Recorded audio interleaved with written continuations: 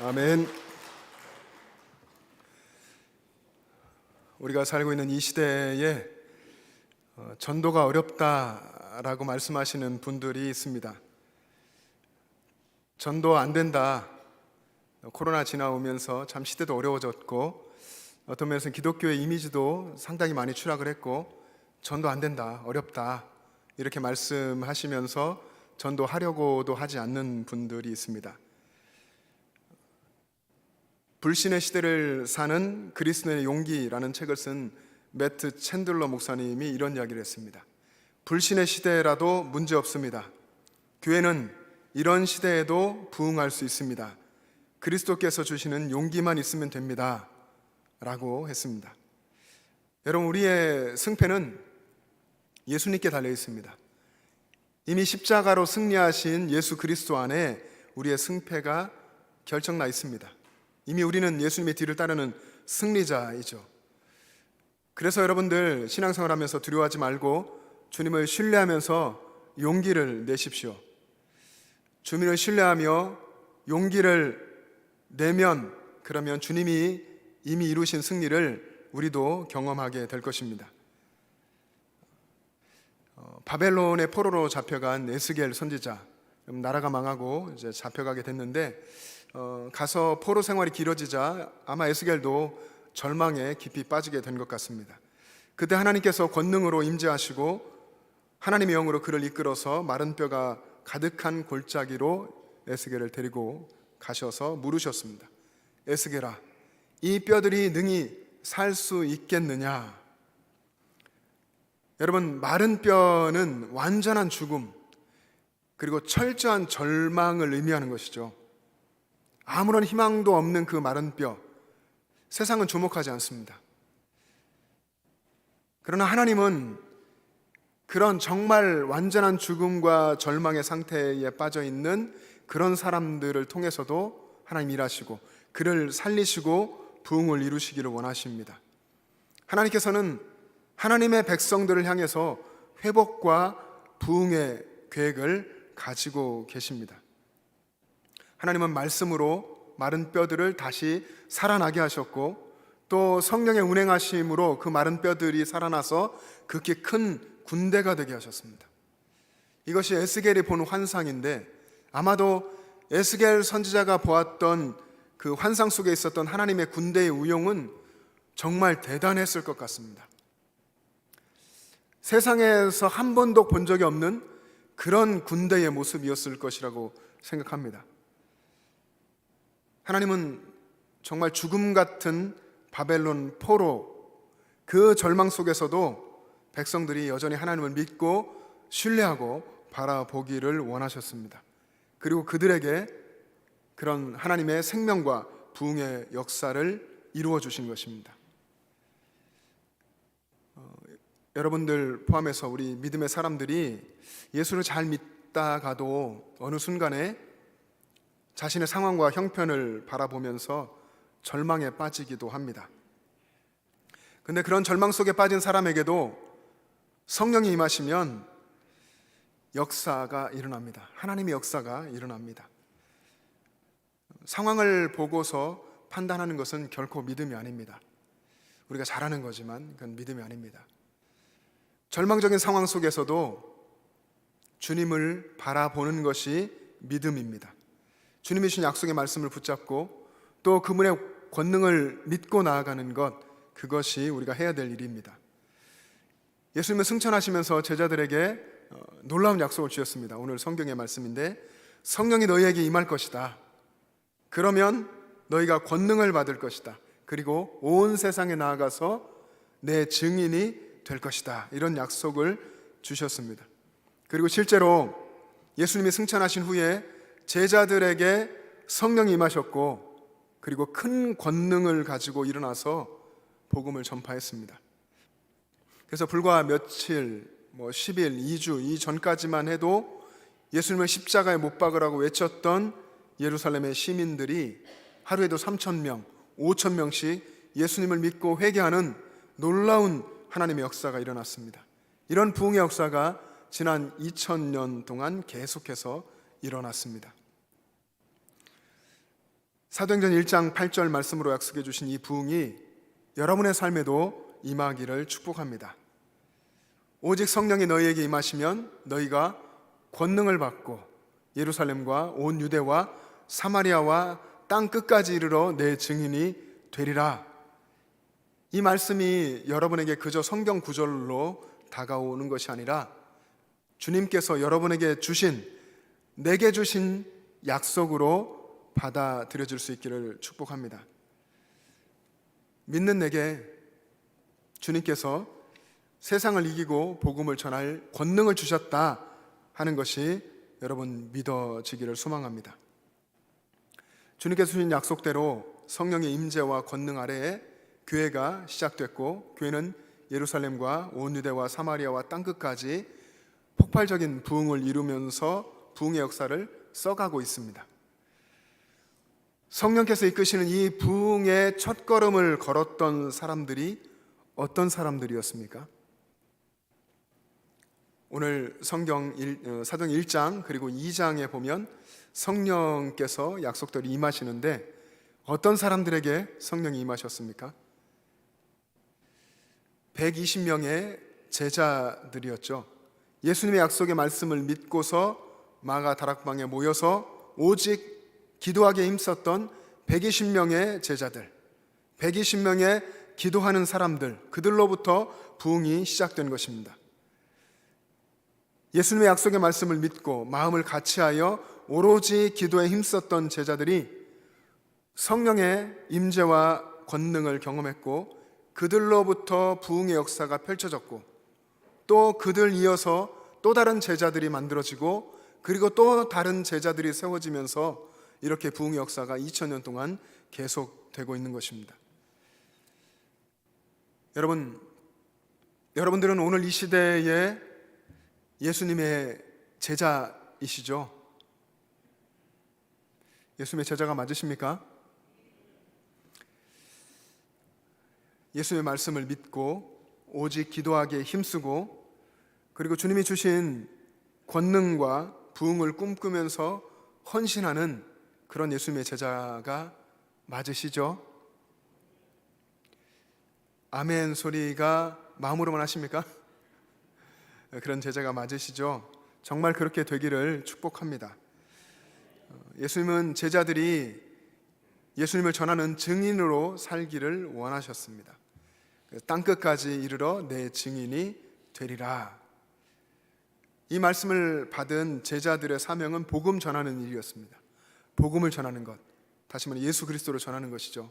나를 위해서 십자가에 죽으시고 성경의 기록대로 다시 살아나신 하나님의 아들, 그분이 메시아이고 그리스도이신 것을 전하는 것, 그것이 제자들의 사명이었습니다. 오늘 우리에게도 주신 우리의 사명입니다. 복음 전하고 생명 살리는 일은 우리들이 받은 사명입니다. 이 사명에 충성해서 부흥을 이루어가는 삶을 사는 것, 그것을 저는 영천행전이라고 부르는 겁니다. 영천제일의 성도들이 복음으로 써가는 부흥의 역사가 영천행전입니다. 예수님과 동행하면서 영천행전, 주님께서 하시는 그 영천행전, 이 부흥의 역사를 함께 써가기를 소망합니다. 여러분, 이 일은 예수님 없이는 할 수 없는 일입니다. 예수님 바라보고 예수님과 동행하면서 해야 되는 일입니다. 여러분, 오래전 19세기에 러시아 정교회를 날카롭게 비판했던 도스토옙스키라고 하는 분이 있습니다. 이분이 카라마조프 형제들이라는 책을 썼는데 그 책에 이런 이야기가 있습니다.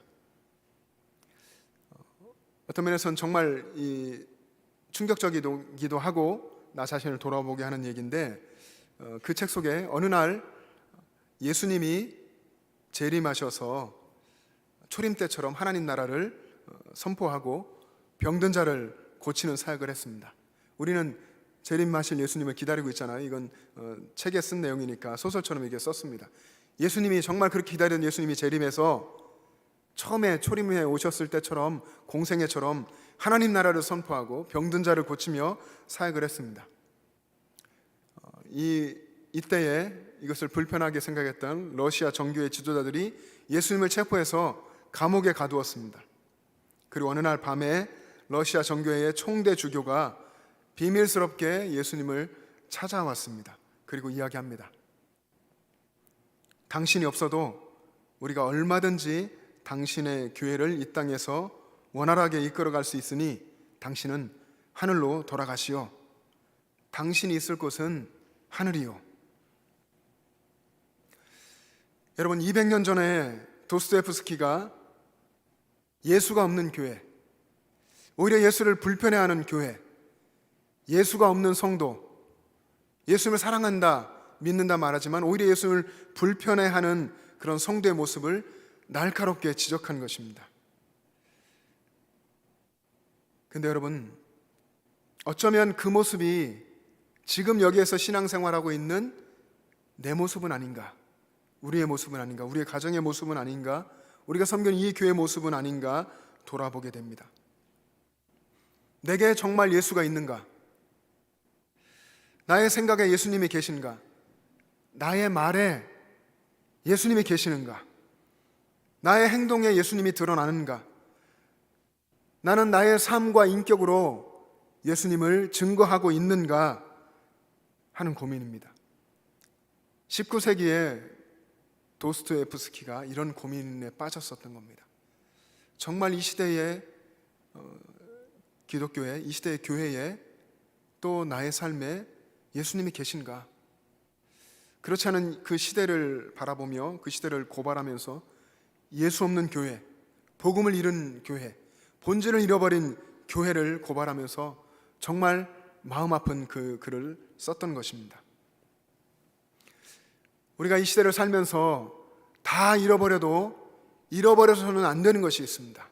모든 것을 다 잃어버리게 될지라도 예수님만은 붙들어야 합니다. 다 잃어버려도 복음만은 붙잡고 살아야 합니다.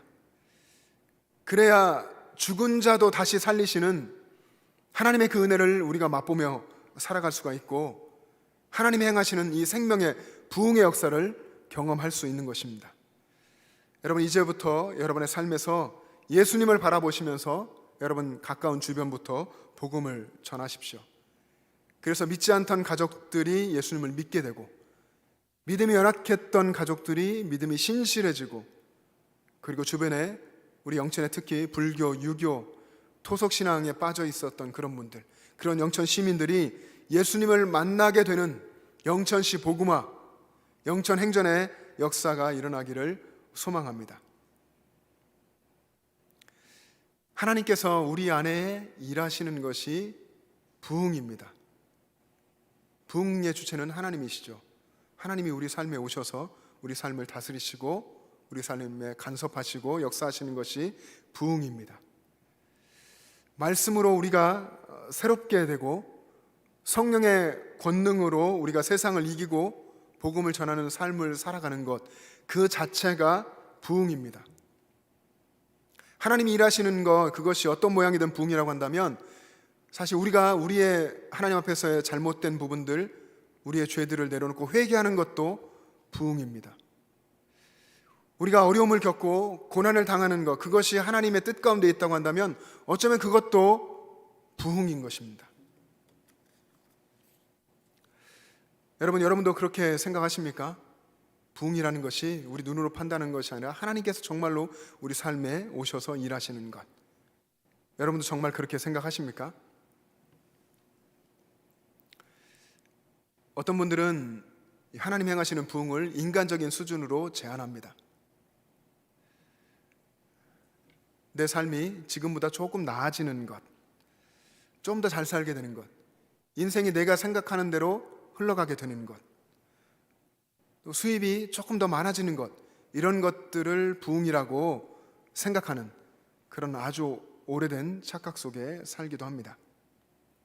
부흥이라고 하는 것은 지금보다 조금 나아지는 정도가 아닙니다. 부흥이라는 것, 우리의 창조주시고 우리 인생의 주인 되시는 전능하신 하나님이 우리의 삶에 오셔서 거룩한 하나님 나라의 역사를 이루어 가시는 것, 그것이 부흥입니다. 이 하나님의 역사가 여러분의 심령 가운데 임하고 여러분의 가정과 우리 교회와 또 여러분들이 살고 있는 모든 삶의 터전에 임하게 되기를 소망합니다. 윌리엄 캐리라고 하는, 여러분이 아마 잘 아실 겁니다. 선교사님이 계셨는데 영국 분입니다. 이 윌리엄 캐리가 19살 때에 기도 모임에 참석하고서 거기서 예수님을 인격적으로 만나게 됩니다. 그 기도 모임 속에서 예수님 인격적으로 만나면서 복음을 전해야 되겠다고 하는 그런 불타는 사명감도 품게 됩니다. 그리고 23살에 목사 안수를 받고 집안에 세계 지도를 걸어놓고서 성경 공부를 하기 시작했습니다. 그리고 32살 때에 버밍엄 선교대회에 가서 유명한 말을 남겼습니다.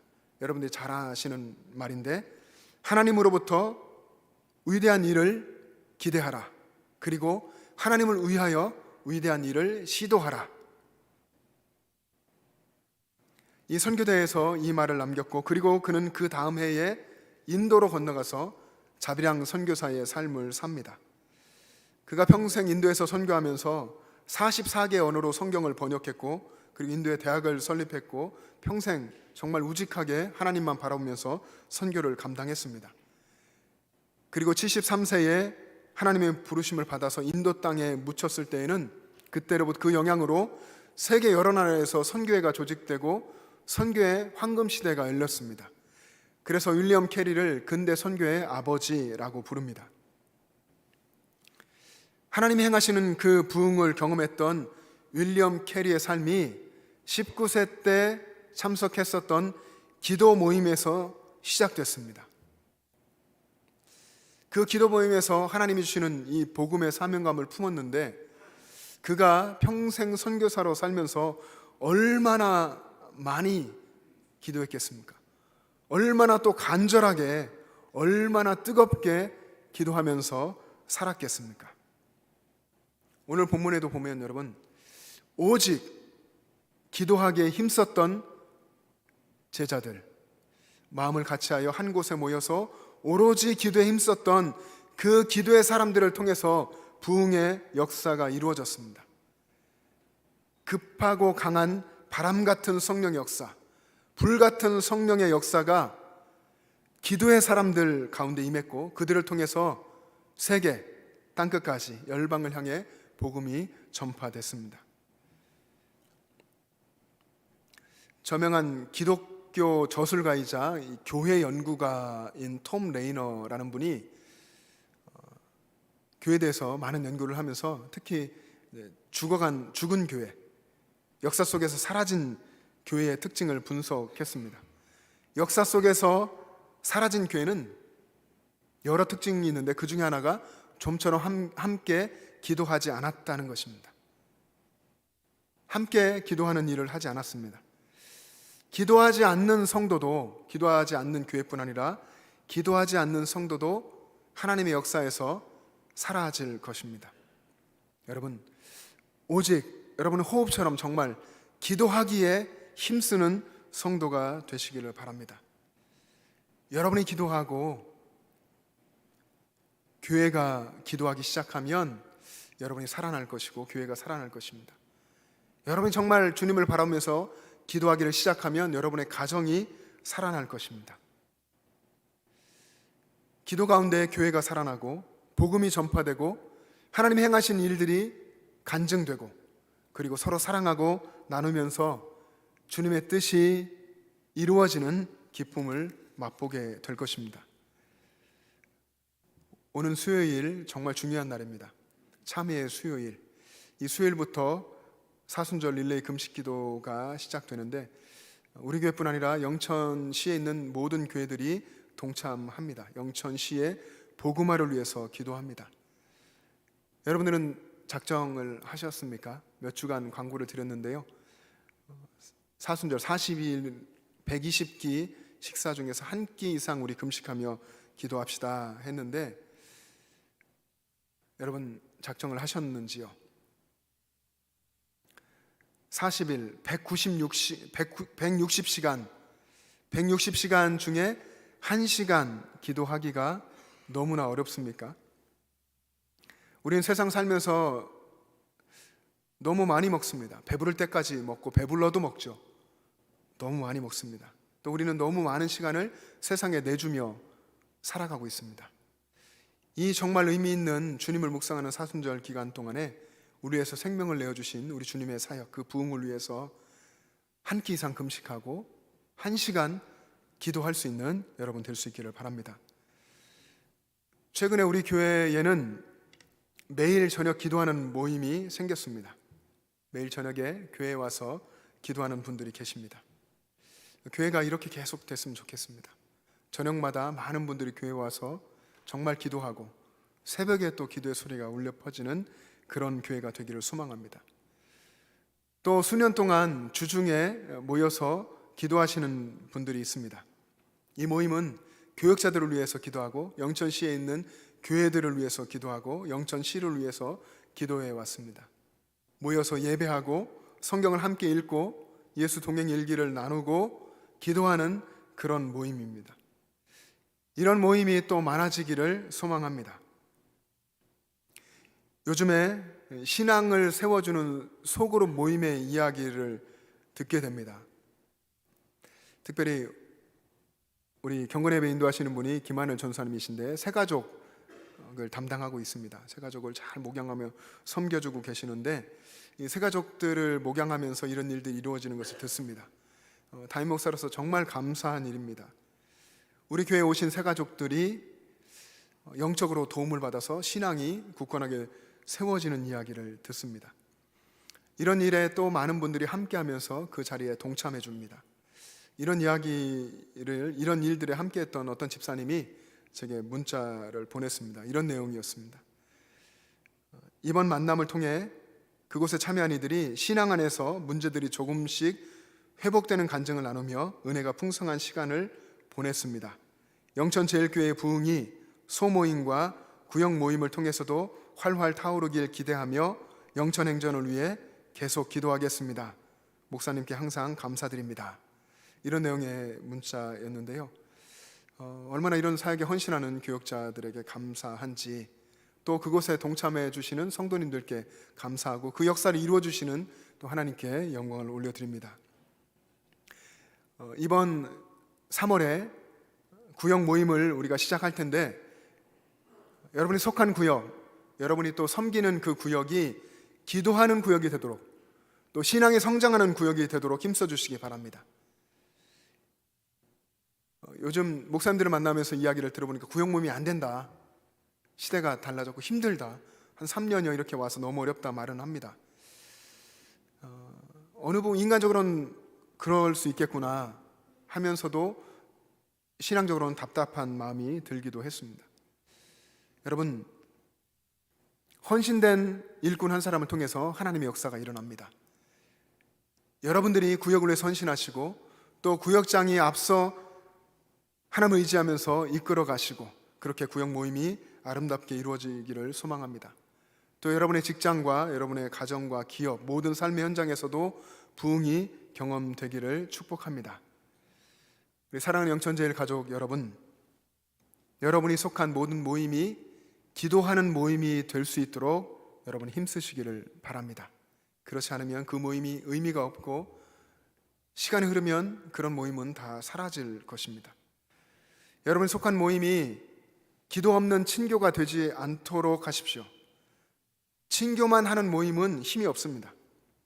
기도하는 모임, 예수님을 바라보는 모임, 서로를 위해서 주님의 사랑으로 기도해주는 그런 정말 뜨거운 모임이 될 수 있도록 힘쓰시기를 바랍니다. 여전도에도 또 남선교회도 구역도 또 장님들의 모임도 안수입사회도 권사회도 기도 모임이 되게 하십시오. 모이면 뜨겁게 기도하고 격려하고 위로하고 그리고 흩어지면 복음을 전하는 그런 모임이 되면 좋겠습니다.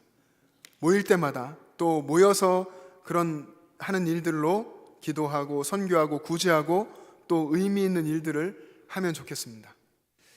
친교하는 것이 물론 중요합니다. 친교하고 밥을 함께 먹는 것도 중요하지만 세상의 모임들이 하지 않는 더 의미 있는 일, 선교하고 구제하고 사람을 세워가는 그런 일들을 할 수 있는 모임으로 여러분들이 만들어 가시기 바랍니다. 밥 먹는 거 줄여서 선교하고 어려운 교회를 돕고 주님이 기뻐하시는 곳에 쓸 수 있는 그런 모임을 여러분 만들어 가십시오.